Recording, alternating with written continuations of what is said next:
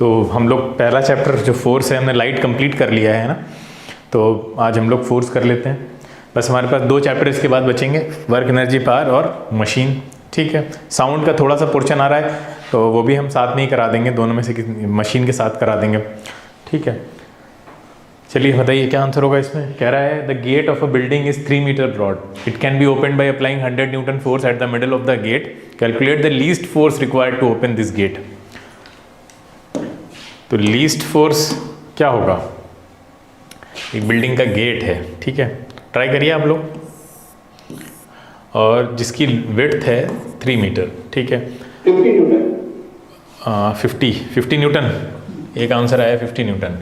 100 Newton का force चाहिए होता है उसको खोलने के लिए, अगर आप मिडिल में अप्लाई करते हैं तो, तब यहाँ पे अगर आप फोर्स अप्लाई करते हैं तो 100 न्यूटन का फोर्स लगेगा खोलने के लिए।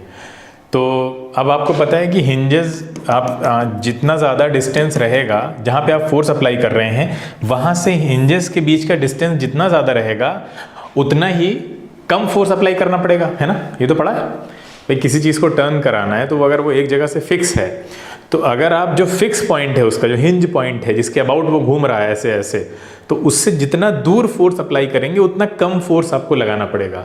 मोमेंट तो सेम रहेगा, देखिए इसको टर्न कराने के लिए जो टर्निंग इफेक्ट है जिसको मोमेंट बोलते हैं वो सेम रहेगा हर जगह से।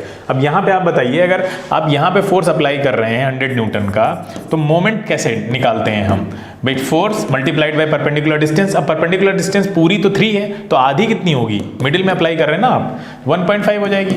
तो इसका मतलब मोमेंट कितना आ रहा है ये देखिए, पहले 150 का आ रहा है ना मोमेंट, हाँ, तो 150 मोमेंट चाहिए ही चाहिए।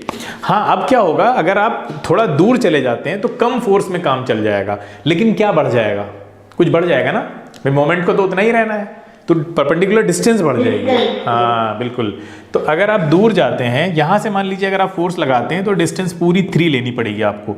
तो मोमेंट को अगर 150 रहना है और डिस्टेंस 3 हो गई है, तो फोर्स कितना होगा यहाँ से निकाल सकते हैं आराम से। ये कितना आ गया, 50 आ गया, हाँ बिल्कुल सही है। अब ये तो आंसर पे मत जाओ, आंसर सब अलग ही रखे हुए हैं तो हम लोग खुद निकालेंगे। When a car of mass m passes through a convex bridge of radius r with velocity v, then it exerts a force on it। चलो ये क्वेश्चन अच्छा है, ये देखते हैं कौन कितने लोग अच्छे से इसको ट्राई करते हैं सही से। एक आंसर आया ऑप्शन सी, बहुत तेज आ गया। बाकी बच्चे भी सोचें, ये ना सोचें भी यही आंसर हो जाएगा, हो सकता है गलत हो, तो आप लोग ट्राई करिए, अपना लॉजिक लगाइए, देखिए क्या पूछ रहा है पहले। अच्छा क्वेश्चन है। ऑप्शन डी, एक बच्चे का ऑप्शन डी आया, जो भी लेकर आए उसको एक्सप्लेन करके बताइएगा, अभी अब पूछा जाएगा कि कैसे लाएं आप। और कोई बच्चा देखो ध्यान से, क्या बोल रहा था, कॉन्वेक्स ब्रिज की बात कर रहा है। ठीक है, एक कॉन्वेक्स ब्रिज है, ठीक है, ऐसे मान लीजिए, ऐसे कुछ होगा ना कॉन्वेक्स ब्रिज, और यहाँ पे कहीं कार चल रही होगी, बोलो। Yes sir. हाँ यस सर। अच्छा, अब आपको पता है रेडियस दे रखा है ये आपको, ये रेडियस r है, ठीक है, और ये जो कार है वो v वेलोसिटी से आगे जा रही है। What is the magnitude of force. अब देखिए आपको पता है जब कभी भी ऐसे कोई कॉन्वेक्स या ऐसे कोई सर्कुलर शेप में अगर आपको मुड़ना होता है, कार को अगर मुड़ना होता है, तो उसके लिए एक फोर्स चाहिए। रीज़न क्या है, फोर्स क्यों चाहिए, कोई बताएगा फोर्स चाहिए क्यों बेटा, फोर्स कब चाहिए होता है, बिल्कुल नहीं, फोर्स चाहिए होता है वेलोसिटी को चेंज करने के लिए। बेसिक्स पे रहिए, फोर्स क्यों चाहिए, वेलोसिटी को चेंज करने के लिए। अच्छा, अब आप हम सवाल पूछेंगे वेलोसिटी क्यों चेंज हो रही है, तो आप बोलेंगे, आप क्या बोलेंगे, वेलोसिटी क्यों चेंज हो रही है, हाँ बिल्कुल सही बात है, डायरेक्शन बदल रही है। देखिए यहाँ डायरेक्शन ये थी, यहाँ डायरेक्शन ये है, यहाँ ये है, यहाँ ये है, डायरेक्शन बदल रही है, इसका मतलब वेलोसिटी चेंज हो रही है। वेलोसिटी अपने आप चेंज नहीं हो सकती है, वेलोसिटी को चेंज करने के लिए फोर्स चाहिए। तो इसलिए इस तरह के कर्व्ड एरियाज में आपको फोर्स की जरूरत पड़ती है। अब यहाँ पे फोर्स कौन प्रोवाइड कराता है, आपको पता है, सेंट्रीपिटल फोर्स होगा, बोलो, जो सेंटर की तरफ लग रहा होगा, और उसकी वैल्यू आप सब जानते हैं mv²/r होगी। अब ध्यान से सुनो, ये फोर्स जादू से तो आ नहीं जाएगा, इसका कोई ना कोई क्या बोलते हैं, इसको प्रोवाइडर बनेगा, इसका कोई ना कोई प्रोवाइडर होना चाहिए, इसको कोई ना कोई प्रोवाइड कराएगा। जैसे हम एग्जांपल से बताते हैं, जैसे आपने एक इस धागा बांधा, ठीक है, धागे में एक पत्थर बांधा और इसको ऐसे ऐसे गोल गोल घुमाया, अब अगर हम आपसे पूछें कि ये गोल गोल घूम रहा है, इसकी डायरेक्शन हर बार बदल रही है, तो इसकी वेलोसिटी चेंज हो रही है, यानी इसका मतलब इसके पीछे कोई ना कोई फोर्स काम कर रहा है, तो उस फोर्स का प्रोवाइडर कौन है? आप कहेंगे हाँ वो फोर्स है सेंट्रीपिटल फोर्स, लेकिन उसका प्रोवाइडर कौन है यहाँ पे? कोई बताएगा कौन प्रोवाइड करा रहा है? उसको प्रोवाइड करा रही है स्ट्रिंग। स्ट्रिंग के अंदर क्या प्रोड्यूस हो रहा है? टेंशन। हाँ, तो यहाँ पे टेंशन प्रोवाइडर है। ऐसे ही जो अर्थ है आपकी, वो सन के चारों तरफ घूम रही है, मून अर्थ के चारों तरफ घूम रहा है, तो वहां पे अगर हम पूछें आपसे कि कौन है जो उसको सर्कुलर पाथ में मूव करा रहा है, कौन? Centripetal force. सेंट्रीपिटल फोर्स का प्रोवाइडर कौन है वहां पे? ग्रेविटेशनल फोर्स है जो प्रोवाइड करा रहा है। ऐसे ही यहां भी आपको प्रोवाइडर चाहिए, ठीक है? ऐसे आप बोल नहीं सकते कि ये सेंट्रीपिटल फोर्स mv²/r ये कहां से आया। अगर आप ये निकालेंगे कहां से आया, तब आप आंसर दे पाएंगे यहाँ पे। अब देखिए, हम जानते हैं कि जब कोई ऑब्जेक्ट किसी भी अर्थ, जैसे अर्थ पे ये चल रही है या हम भी खड़े हुए हैं अर्थ पे, तो क्या होता है जब हम किसी चीज़ के कांटेक्ट में आते हैं तो उसके ऊपर क्या करते हैं? फोर्स एक्सर्ट करते हैं। तो ये जो कार है, ये इस ज़मीन के ऊपर, अर्थ के ऊपर डाउनवर्ड डायरेक्शन में mg के बराबर फोर्स लगा रही होगी। बोलो भाई, इस सड़क के ऊपर लगा रही होगी, नहीं लगा रही होगी? ब्रिज के ऊपर, जिस ब्रिज पे ये है। अच्छा, इस ब्रिज को अगर ये दबाएगी तो ब्रिज जिन मॉलिक्यूल से बना है छोटे छोटे, वो मॉलिक्यूल्स के बीच की डिस्टेंस कम हो जाएगी। अरे दबेंगे ना कुछ अमाउंट में तो कम होगी। जब कम हो जाएगी तो इनर्शिया तो सबके अंदर है, तो वो वापस से अपनी ओरिजिनल पोजीशन में आने की कोशिश करेंगे। अगर वो ओरिजिनल पोजीशन में आने की कोशिश करेंगे तो वो वापस से फोर्स लगाएंगे किस पे? कार पे। बोलो भाई, वो कार पे फोर्स लगाएंगे या नहीं लगाएंगे? कार पे फोर्स लगाएंगे। उसी फोर्स को हम क्या बोलते हैं? नॉर्मल रिएक्शन फोर्स बोलते हैं। सबने पढ़ा, 9th में पढ़ा होगा। यही फोर्स है जो नॉर्मल रिएक्शन कहलाता है। जब आप किसी चीज के कांटेक्ट में आते हैं और उसको पुश करते हैं, तो उसके मॉलिक्यूल्स अपनी ओरिजिनल पोजीशन में आने के लिए वापस से उस बॉडी को ऊपर की तरफ पुश करते हैं सेम अमाउंट से। उसको बोलते हैं हम नॉर्मल रिएक्शन फोर्स, ठीक है? अब ये बताइए कि इसका रिजल्टेंट क्या निकल के आएगा यहाँ पे? 0। दोनों बराबर हैं? Yes sir. कह रहे हैं यस सर। टोटल फोर्स कितना होगा यहाँ पे? टोटल फोर्स कैसे निकल के आएगा? कार जो है वो डाउनवर्ड डायरेक्शन में फोर्स लगा रही है और n अपवर्ड लग रहा है। अब देखो यहाँ पे कार के ऊपर जो फोर्स लग रहा है उसकी वजह से कार ऊपर तो उड़ नहीं गई, ऊपर चली गई है क्या? बोलिए। नहीं चली गई है। तो इसका मतलब ज्यादा कौन सा है? mg बड़ा है या n बड़ा है? यहाँ पे mg बड़ा है। तो रिजल्टेंट निकालेंगे तो कितना निकलेगा? n माइनस mg या mg माइनस n? हाँ, जो बड़ा है उससे माइनस करेंगे तो mg माइनस n, ये रिजल्टेंट फोर्स है ना। बोलो, यहाँ पे जो रिजल्टेंट फोर्स निकल के आ रहा है इन दोनों के इंटरेक्शन से, वो mg माइनस n है। और यही फोर्स प्रोवाइडर बनेगा किसका? सेंट्रीपिटल फोर्स का, है ना। जो रिजल्टेंट फोर्स है, जितना भी फोर्स रिजल्टेंट निकल के आ रहा है वही प्रोवाइडर होगा। तो ये बराबर हो जाएगा आपके mv²/r के। अब हमसे क्या पूछ रहा है? Magnitude of the force. Magnitude of the force क्या होगा? कौन सा? When a car of mass m passes through a convex bridge of radius r with velocity v, then it exerts a force on it. कौन force exert कर रहा है? Car ना। अच्छा, कार कितना फोर्स एक्सर्ट कर रही है ब्रिज के ऊपर, वो पूछ रहा है।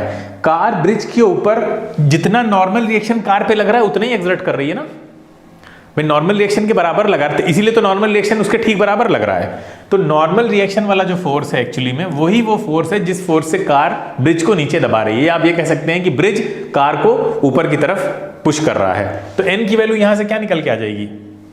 mg minus mv²/r। तो कौन सा ऑप्शन मैच कर रहा है? डी ऑप्शन मैच कर रहा है। बोलिए, समझ में आया? हाँ सर, जहाँ पे सामने mg माइनस n लिखा है सर, इस केस में न्यूटन का थर्ड लॉ का एप्लीकेबल नहीं हो रहा है। क्यों नहीं हो रहा है सर? तब अगर एप्लीकेबल तो n mg हो जाता है। नहीं बेटा, देखो ध्यान से सुनो। कार का जो वेट है वो डाउनवर्ड डायरेक्शन में एक्ट कर रहा होगा, नहीं कर रहा होगा? हम सबका कर रहा होगा नीचे। अच्छा देखो, मैं ऐसे खड़ा हूँ, ध्यान से सुनो। मैं ऐसे खड़ा हूँ तो मेरा वेट डाउनवर्ड डायरेक्शन में एक्ट कर रहा है, mg। बोलो, कर रहा है। अच्छा, मैं जितने ग्राउंड पे खड़ा हूं वहां के मॉलिक्यूल्स को पुश कर रहा हूं, नहीं कर रहा हूं? बोलो। हाँ, लेकिन क्या मेरा पूरा वेट या पूरा जो फोर्स है mg वो पूरा का पूरा पुश करने में जा रहा है? ऐसे तो नहीं होगा, कुछ ना कुछ पार्ट इसका पुश करने में जा रहा होगा। बोलो। अच्छा, जितना पार्ट, जितना मेरा जो वेट है mg का, जितना हिस्सा ग्राउंड के मॉलिक्यूल्स को पुश करने में जा रहा है, ग्राउंड के मॉलिक्यूल्स उसी के अमाउंट में ही तो फोर्स लगाएंगे रिएक्शन ऊपर की तरफ। बोलो, कोई भी ऑब्जेक्ट अगर ग्राउंड पे रखे, जैसे ये कार है, तो कार का टोटल वेट जो नीचे काम कर रहा है वो mg है, लेकिन क्या mg का सारा काम यही है कि वो ग्राउंड को पुश कर रहा है नीचे? नहीं, उसका जितना हिस्सा ग्राउंड के मॉलिक्यूल्स को नीचे पुश कर रहा होगा ना, ग्राउंड के मॉलिक्यूल्स उसके बराबर रिएक्शन फोर्स लगाएंगे। वहां पे तो न्यूटन्स का थर्ड लॉ लग रहा है, इक्वल एंड अपोजिट। जितने से तुम हमें दबाओगे हम उतने से तुमको भी दबाएंगे ऊपर की तरफ। बात समझ में आ रही है? तो हम ये मान बैठते हैं ना कि ये mg पूरा यूज हो रहा है ग्राउंड को दबाने में। नहीं, पूरा नहीं यूज हो रहा होगा, जितना यूज हो रहा होगा उतना ये नॉर्मल रिएक्शन लग रहा है, इसीलिए रिजल्टेंट बन रहा है n minus mg minus n। भाई रिजल्टेंट इसीलिए तो निकल रहा है, अदरवाइज तो जीरो होना चाहिए रिजल्टेंट पे, mg माइनस n, अदरवाइज तो जीरो हो जाएगा। बात समझ में आ रही है? जीरो नहीं है, इसका मतलब mg पूरा का पूरा नीचे दबाने में यूज नहीं हो रहा है, जितना यूज हो रहा है उतने से हमने n माइनस कर दिया उठा के, बाकी जो बचा वो सेंट्रीपिटल फोर्स का प्रोवाइडर बन गया। अब बात समझ में आई? जो बचा, हाँ, तो ऐसे है हमारी अंडरस्टैंडिंग एक्चुअली सही नहीं रहती है न्यूटन थर्ड लॉ को लेकर और नॉर्मल रिएक्शन फोर्स को लेकर। ठीक है, जो एक्शन रिएक्शन फोर्सेस हैं वो हर जगह लगते हैं, weather a body is in contact और नॉट, है ना। जैसे अगर आपको प्लेन से नीचे छोड़ दिया जाए, तो आप जब प्लेन से नीचे आ रहे हैं या अगर आप प्लेन में बैठे हैं, तो एक प्लेन भी तो हवा में रहते हुए भी तो अर्थ पे अपने वेट के बराबर नीचे पुश कर रहा है, नहीं कर रहा है, और उसके ऊपर एक अर्थ की तरफ से रिएक्शन फोर्स भी लग रहा है। तो एक्शन रिएक्शन दो बॉडीज अगर कांटेक्ट में नहीं भी हैं, जैसे मान लीजिए ये आपका मार्कर है और ये रिमोट है, तो ये दोनों एक दूसरे से काफी दूर हैं, लेकिन क्या ये दोनों एक दूसरे पे एक्शन रिएक्शन लगा रहे हैं, नहीं लगा रहे हैं? बताओ। हाँ, अच्छा, अब देखो एक चीज देखो, ये दोनों आ गए एक दूसरे से चिपक गए। अब आप बताइए, एक्शन रिएक्शन तो पहले भी लग रहा था, अभी भी लग रहा होगा? अरे अभी भी लग रहा होगा, ऑब्वियस सी बात है। हाँ, लेकिन अब एक नया फोर्स भी आ जाएगा। कौन सा? इसने इसके मॉलिक्यूल्स को पुश किया नीचे की तरफ, तो इसके जो मॉलिक्यूल्स हैं रिमोट के, वो वापस से इसके ऊपर नॉर्मल रिएक्शन भी लगाएंगे ना, कांटेक्ट में आ गया ना इसके ये। तो अब एक दूसरा फोर्स भी इस पे काम कर रहा होगा, वो होगा नॉर्मल रिएक्शन। तो नॉर्मल रिएक्शन बिल्कुल अलग है किससे? न्यूटन का एक्शन रिएक्शन वाले फोर्स से। क्लियर है? एक्शन रिएक्शन हर कंडीशन में लगता है, नॉर्मल रिएक्शन सिर्फ और सिर्फ कांटेक्ट में आने पर ही लगता है। अब बात समझ में आ रही है? क्लियर है? yes. हाँ, ठीक है। A uniform meter scale of weight 50 gram force is balanced at the 40 centimeter mark. When a weight of 100 gram force is suspended at 5 centimeter mark, where must a weight of 80 gram force be suspended? जल्दी से try करो, confusion हो रहा होगा। देखिए, ये हो गया रॉड आपका, ठीक है, ये है 0 और ये है 100। ये क्या बोल रहे हैं हमसे? ये बोल रहे हैं यहाँ पे ये हो गया इसका बीच मिडिल, ये 50 वाला हो गया, लेकिन इन्होंने क्या किया है, 40 सेंटीमीटर पे कितना बैलेंस किया हुआ है इसके वेट को? हाँ, ये हो गया वल्फलक्रम। अच्छा, जो वेट कहाँ काम करेगा? यूनिफॉर्म मीटर रॉड है तो इसका वेट कहाँ काम करेगा? वेट तो यहाँ काम करेगा, बोलो। हाँ, ठीक है। अब 5 सेंटीमीटर मार्क पे इन्होंने क्या सस्पेंड कर दिया यहाँ से? 100 वाले को। क्लियर है? अब क्या बोल रहे हैं कि 80 वाले को हम कहाँ सस्पेंड करें? ऑब्वियस सी बात है, देख के लग रहा है कहाँ करना पड़ेगा, बताइए। 80 वाले को राइट साइड में, भाई राइट साइड में ही कहीं करना पड़ेगा। Yes sir. क्योंकि एंटी क्लॉकवाइज भागेगा, आपका फोर्स भी ज़्यादा है, परपेंडिकुलर डिस्टेंस भी ज़्यादा है, तो अच्छा खासा जो है मोमेंट बनेगा। तो राइट साइड में आप इसको कहीं पे 80 वाले को लटकाना पड़ेगा आपको। तो आप clockwise moment is equal to anticlockwise moment कर दीजिए। तो 100 मल्टीप्लाइड बाई 35 इक्वल टू क्या हो जाएगा? 50 इंटू 10 यानी 500 प्लस 80 इंटू एक्स। हाँ, अब निकालिए। तो ये कितना आ रहा होगा? ये हो जाएगा आपका 3000, है ना, इक्वल टू 80x। तो 3500। हाँ, तो 5 उधर आएगा ना, तो माइनस हो गया।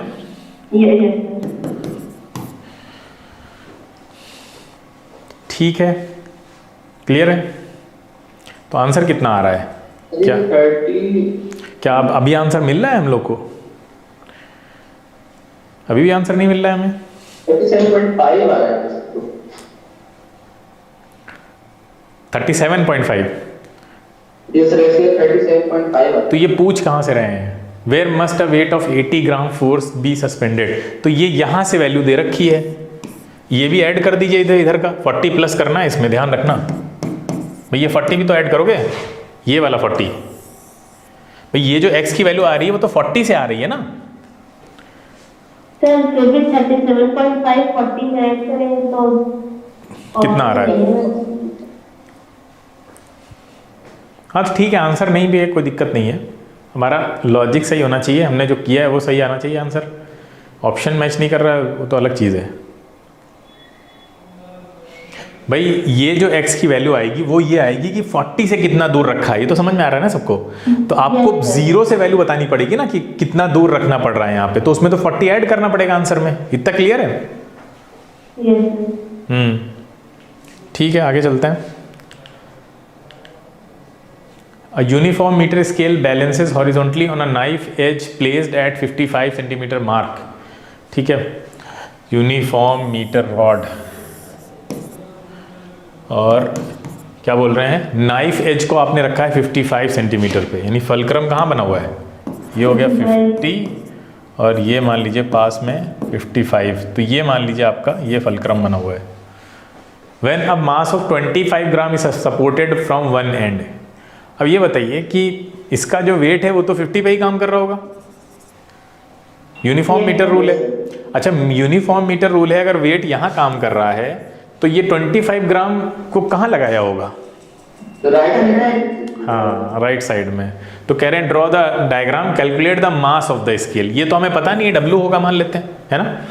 और 25 ग्राम को इधर कहीं लगाया इन्होंने, तो वन एंड की बात कर रहे हैं, तो उधर कहीं क्या बिल्कुल एंड पे लगाया होगा,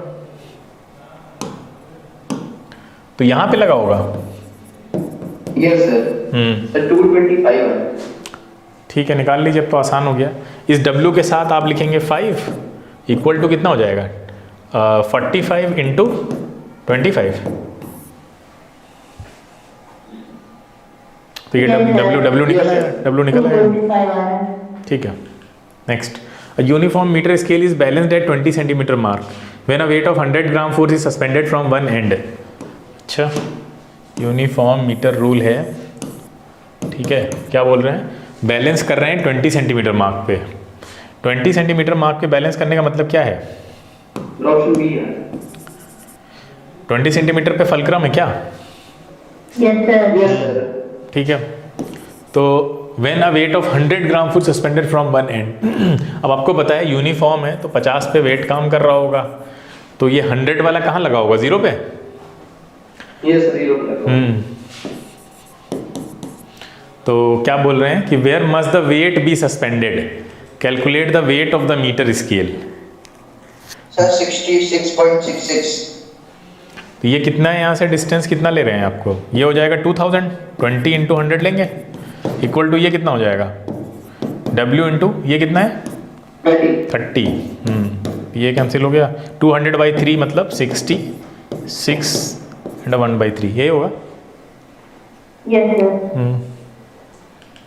सही है। The two forces each of magnitude 2 newton act vertically upward and downward respectively on two ends of a uniform metre rod length 1 metre. अच्छा, freely pivoted at it centre, centre मतलब 50 पे। Determine the resultant moment of forces about the mid point of the rod. तो आसान है, couple बना रहे हैं, खुद पता चल रहा है, एंड पे लगे हुए हैं, एक ये लगा है, एक ये लगा हुआ है। 2 न्यूटन मीटर। दोनों की डिस्टेंस ही बराबर है यहाँ से, ये भी 50 पे है, ये भी 50 पे है। तो कपल का फॉर्मूला क्या होता है, कैसे निकालते हैं? अलग अलग निकाल के भी ऐड कर सकते हैं। यस सर, ये 1/4 into 1/4। इधर फोर्स इक्वल। हाँ, अलग अलग कर भी सकते हैं और एक साथ भी कर सकते हैं। तो एक साथ करते हैं तो क्या आता है, 2 into 1।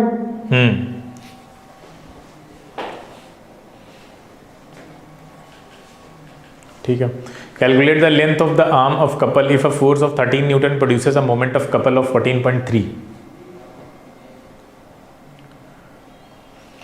देखिए 1.1 मीटर। ये पूछ रहा है आपसे डी। सर क्वेश्चन नंबर 5 एक बार दिखा दीजिएगा। क्वेश्चन नंबर 5, ये देखिए।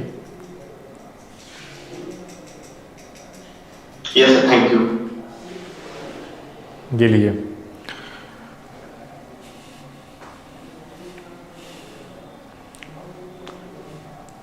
तो यहाँ क्या होता है, 13 into D is equal to 14.3, यही होगा। Yes sir. तो डी हो जाएगा आपका 14.3, तो ये 13 से कितनी बार जाएगा? 11 टाइम्स जाएगा ना, बीच में 1 लगा दो। हाँ Yes. ठीक है। couple of 15 Newton force acts on a rigid body such that the arm of the couple is 85. Calculate the moment of couple in SI system. अरे मल्टीप्लाई करो, सीधे उठा के कर सकते हो भाई, सीधे डायरेक्ट मल्टीप्लाई करिए ना आप 0.85 से, क्योंकि आपका दे रखा है सेंटीमीटर में, ये मीटर में 12.75. मतलब कुछ नहीं करना है। Next, force of 50 newton produces a moment of force of 10 newton metre in a rigid body. Calculate the perpendicular distance between the point of application of force and the turning point.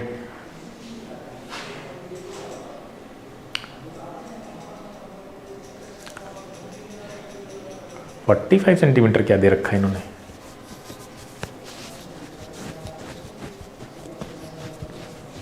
भाई 45 की तो यहाँ कोई ज़रूरत ही नहीं है।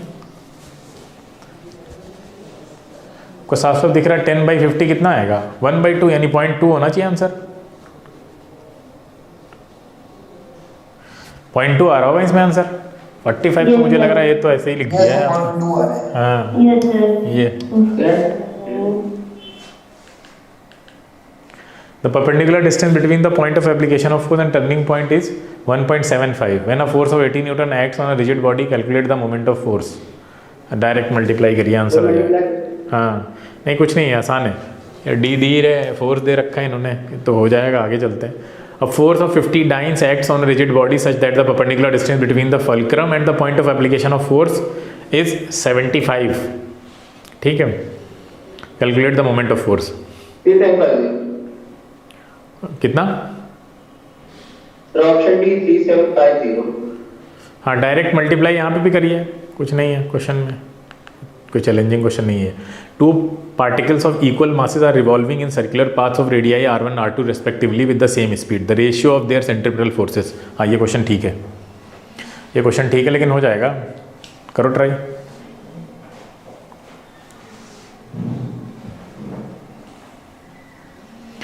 देखिए कुछ करना नहीं है, आपको बस इतना पता होना चाहिए कि जो सेंट्रीपिटल फोर्स है वो होता है mv²/r। और इसमें से ये है काम की चीज़ हमारे।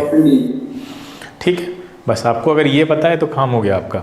आपको पता है इनका रिलेशन स्क्वायर में होता नहीं, तो आंसर स्क्वायर में तो हो ही नहीं सकता, रूट में भी नहीं हो सकता, ये भी नहीं हो सकता। ऑप्शन डी, बट ये तीनों कैसे पॉसिबल हैं? रूट कहाँ से आ जाएगा? स्क्वायर होता नहीं है, तो तीनों कट गए। कौन सा बचा? खाली ऑप्शन एलिमिनेशन से हमने आंसर निकाल दिया अपने लॉजिकल अंडरस्टैंडिंग से। यहाँ रूट है ही नहीं, यहाँ स्क्वायर में भी रिलेशन नहीं है, ऑप्शन ऐसे पुअर दिए हुए हैं। ठीक है, समझ गए बेटा? अब आपको पता है ये इनका रिलेशन उल्टा होता है, तो उल्टा का मतलब क्या है कि अगर F1/F2 लिखेंगे तो वो बराबर आएगा R2/R1 के, या प्रोपोर्शनल कर लो। Clear? A body is describing a uniform circular motion. Which of the following quantities are constant? Uniform circular motion में आपका मैग्नीट्यूड नहीं बदलता है, ठीक है, आपको पता है, और स्पीड बदलती है क्योंकि डायरेक्शन बदलती है। अच्छा ये बताओ कि ये कैसे पॉसिबल है? फोर्स लगा रहे हैं आप, लेकिन मैग्नीट्यूड नहीं बदल रहा है, खाली डायरेक्शन बदल रही है। कोई बताएगा कैसे पॉसिबल है? जबकि पे फोर्स लग रहा है तो मैग्नीट्यूड तो बदलना चाहिए ना। डायरेक्शन चेंज हो रही है। हाँ तो मतलब मैग्नीट्यूड क्यों नहीं बदल रहा है? देखिए इसका रीज़न सिंपल सा ये है, कोई भी बॉडी है, जैसे कोई बॉडी है मूव कर रही है ऐसे, आपने अगर इसके ऊपर फोर्स लगाया और फोर्स की डायरेक्शन अगर वही है जो डायरेक्शन ऑफ मोशन है, यानी फोर्स ऐसे लगाई था इसी डायरेक्शन में, तो ये क्या करेगा? इसके मैग्नीट्यूड में चेंज लाएगा। हाँ अगर कोई ऑब्जेक्ट ऊपर की तरफ, जैसे यही ऑब्जेक्ट था ऊपर की तरफ मूव कर रही थी ये, तो आपने अगर इसके परपेंडिकुलर डायरेक्शन में फोर्स लगाया, ठीक है, जिसको रेडियल डायरेक्शन भी बोल देते हैं आप, तो वो क्या करेगा? सिर्फ और सिर्फ इसकी डायरेक्शन में चेंज लाएगा। कोई भी ऑब्जेक्ट स्ट्रेट लाइन में अगर मोशन कर रहा है, ठीक है, और हर एक ऑब्जेक्ट की natural direction of motion straight line ही होती है। अब आप अगर इसकी डायरेक्शन को बदलना चाहते हैं तो आपको इसके ऊपर एक परपेंडिकुलर फोर्स लगाना पड़ेगा, तो ये अगली बार आपको दिखेगा डायरेक्शन इसने बदल दी। फिर इसकी डायरेक्शन चेंज करना चाहते हैं तो फिर आपको इसके ऊपर एक परपेंडिकुलर डायरेक्शन में फोर्स लगाना पड़ेगा और फिर ये अपनी डायरेक्शन बदल देगा। लेकिन अगर आपने फिर फोर्स लगाना छोड़ दिया तो फिर ये स्ट्रेट लाइन में चला जाएगा। तो लगातार आपको इसके ऊपर एक परपेंडिकुलर डायरेक्शन में फोर्स लगाना पड़ता है ताकि आप क्या कर सकें, इसकी डायरेक्शन को कंट्रोल कर सकें। और इसी वजह से ये क्या करता है, ये कौन सी देखो कैसा बन गया, ये पाथ कैसा है, सर्कुलर। हाँ। तो सर्कुलर पाथ में किसी भी ऑब्जेक्ट को रखने के लिए आपको लगातार उसके ऊपर एक परपेंडिकुलर डायरेक्शन में फोर्स लगाना पड़ता है ताकि वो अपनी डायरेक्शन ऑफ मोशन चेंज करने पर मजबूर हो जाए। वो उसकी मैग्नीट्यूड में कोई भी एड ऑन नहीं करता है। मैग्नीट्यूड में एड ऑन कौन करेगा, जो सेम डायरेक्शन में अगर फोर्स लग रहा है उसकी डायरेक्शन ऑफ मोशन के अलाइन करते हुए लग रहा है, along the direction of motion लग रहा है। तो क्लियर है, समझ में आ गई बात। इसीलिए जैसे ही आप ये वाला फोर्स हटाएंगे तो इसकी जो नेचुरल डायरेक्शन ऑफ मोशन है वो कौन सी, स्ट्रेट लाइन है। तो स्ट्रेट लाइन में मान लीजिए आपने इस पॉइंट पे फोर्स हटाया तो ये स्ट्रेट लाइन में भागेगा, ये स्ट्रेट लाइन है इसकी। अगर ये इधर मूव कर रहा है तो ये इसकी स्ट्रेट लाइन है, अगर वो ऐसे मूव कर रहा है तो ये इसकी स्ट्रेट लाइन है, जिसको हम लोग क्या पढ़ते हैं, क्या बोलते हैं, अगर कोई सर्कुलर मोशन कर रहा है और वो स्ट्रेट लाइन में भागने की कोशिश करेगा तो वो हमेशा कैसे भागेगा, कौन सी डायरेक्शन होगी वो, उसको हम लोग बोलते हैं टेंजेंशियल डायरेक्शन। हाँ, तो वो टेंजेंशियल डायरेक्शन में ही भागेगा क्योंकि वो स्ट्रेट लाइन पाथ वही होता है उसके लिए। तो ठीक है, ये तो आंसर हो गया इसमें। The centre of gravity of a cricket ball is, cricket ball क्या है, सॉलिड है ना, सॉलिड है, सॉलिड है तो ज्योमेट्रिक सेंटर होगा। A force F acts on a rigid body capable of turning around a fixed point. The moment of force depends upon.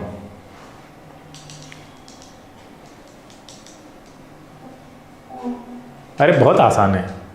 Moment of force दो चीजों पे डिपेंड करता है ना, परपेंडिकुलर डिस्टेंस और point of action of force.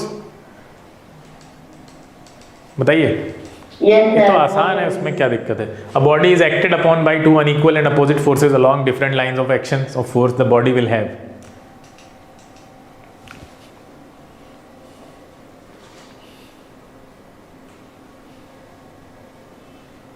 देखिए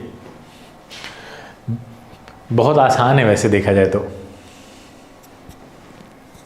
sir rotatory motion, only rotatory motion, only rotatory motion, बोलो सही कह रहे हैं। Both A and B.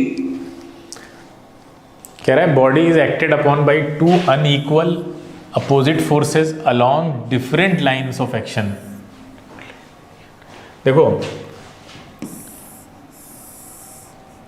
एक बॉडी है, मान लीजिए ये, कोई फोर्स अगर इसके ऊपर ऐसे लग रहा है तो उसकी लाइन ऑफ एक्शन ये हुई ना, बोलो यही हुई ना, पहले वाले फोर्स की लाइन ऑफ एक्शन फोर्स। दूसरा फोर्स अपोजिट डायरेक्शन में लग रहा है तो इसकी लाइन ऑफ एक्शन ये हुई। बताइए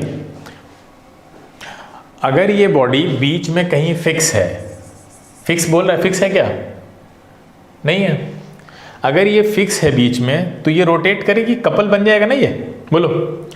अगर ये बीच में फिक्स है तो रोटेटरी मोशन होगी ओनली, ठीक है, रोटेटरी ओनली। लेकिन अगर फिक्स नहीं है तो फिर कैसी होगी,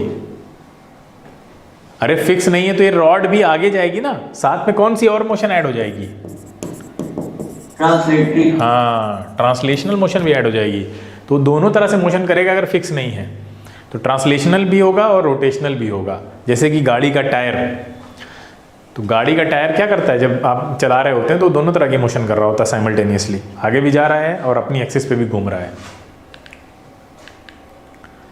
कंडीशन फॉर इक्विलिब्रियम, इक्विलिब्रियम के लिए कंडीशन याद रखिए कि एक्सेलरेशन को जीरो होना पड़ेगा, इसीलिए फोर्स जीरो होता है, नेट फोर्स, ठीक है, net force sum of all the forces zero होगा। जैसे सिग्मा एफ लिखा रहता है, मतलब ये कि सारे फोर्सेस का सम जीरो होना चाहिए।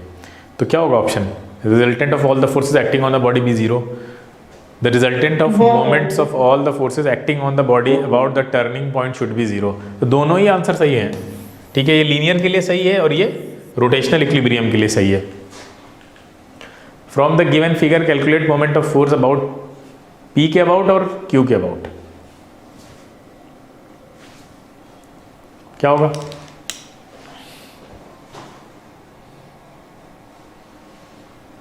अरे आसान है। देखो पहले पी के अबाउट पूछ रहे हैं तो पी के अबाउट तो दो निकलेंगे, एक तो ये परपेंडिकुलर डिस्टेंस है, एक ये है।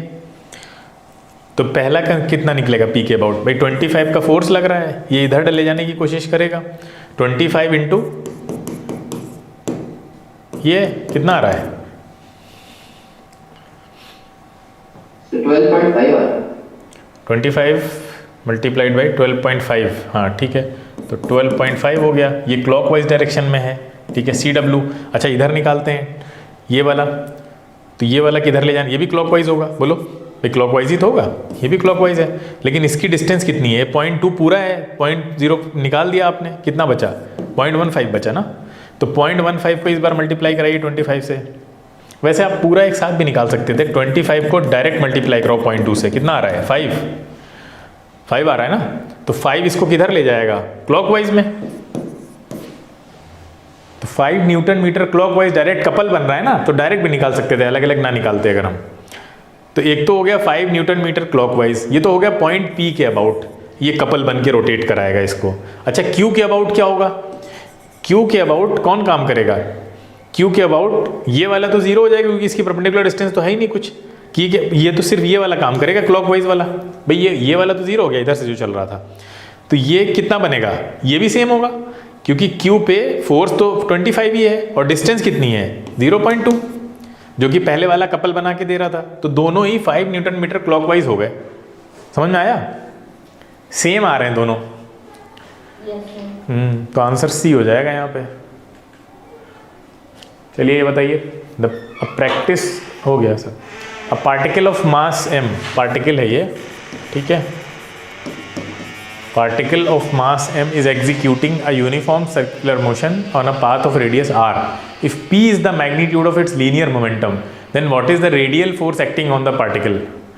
अब रेडियल फोर्स बताया था, क्या था अभी? कौन सा होता है रेडियल फोर्स? जो परपेंडिकुलर डायरेक्शन में लगता है। और यहाँ पे किसकी बात हो रही है? सेंट्रीपिटल फोर्स की। देखिए सेंट्रीपिटल फोर्स क्या होता है? mv²/r। आप साथ में बात कर रहे हैं किसकी? मोमेंट, मैग्नीट्यूड और लीनियर मोमेंटम। लीनियर मोमेंटम क्या होता है? mv होता है ना। अब यहाँ ऊपर देखिए, फोर्स में mv आपको दिख रहा है, लेकिन v² भी साथ में है। तो अगर आप यहाँ पे ऊपर नीचे m से मल्टीप्लाई और डिवाइड कर दें तो आपका काम बन जाएगा। ये हो जाएगा ऊपर mv का होल स्क्वायर और नीचे हो जाएगा mr। तो mv क्या है? p, तो p रख दीजिए, p² और नीचे क्या है? mr। तो जो फोर्स निकल के आ रहा है लीनियर मोमेंटम के टर्म में वो क्या है? p²/mr आ रहा है। सर हाँ सर यहाँ पर डायरेक्टली SI यूनिट्स चेक कर लें किसके SI की यूनिट न्यूटन के बराबर आ रही है। हाँ चेक कर सकते हैं, वो लंबा मेथड है, ये आसान नहीं दिख रहा तुम्हें। मतलब हम लोग ऑप्शन तब चेक करेंगे ना जब हमें दिमाग में कुछ आ ना रहा हो, कुछ समझ में नहीं आ रहा हो, चलो ऑप्शन से चलते हैं। लेकिन जब हमको तरीका पता है और तरीका छोटा भी है, मान लो तरीका बड़ा होता तो भी ऑप्शन से जाना सही रहता। तुम यूनिट चेक करने जाओगे यहाँ पे, तुम्हें पता है कि ये भी पता होना चाहिए ना, ये डायरेक्ट फॉर्मूला भी आपको पता होना चाहिए, F = p²/mr, क्योंकि इस पर न्यूमेरिकल भी पूछ सकते हैं आपसे देकर, तब आप क्या करेंगे, है ना? यस। तो उसके लिए भी ये तो पता ही होना चाहिए।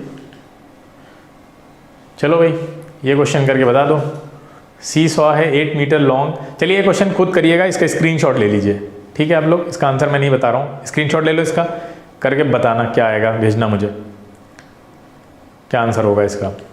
21, ये भी, इसका भी स्क्रीनशॉट ले लो, ये भी क्वेश्चन अच्छा है, और इसको भी करके भेजिएगा। ले लिया? ये दोनों क्वेश्चन का ले लो, 20 का और ये 21। 21 अच्छा क्वेश्चन है, रेडियन में आंसर निकालना है आपको। ये 21 स्क्रीनशॉट ले लो, इतना टाइम कहाँ लगेगा। अच्छा ये देखो 20 ये है, ठीक है, ले लिया। ये देखिए 21 और ये हो गया 22, इसका भी ले लो। ये तो खैर वो है, छोड़िए बस 2 ही ले लीजिए, ठीक है।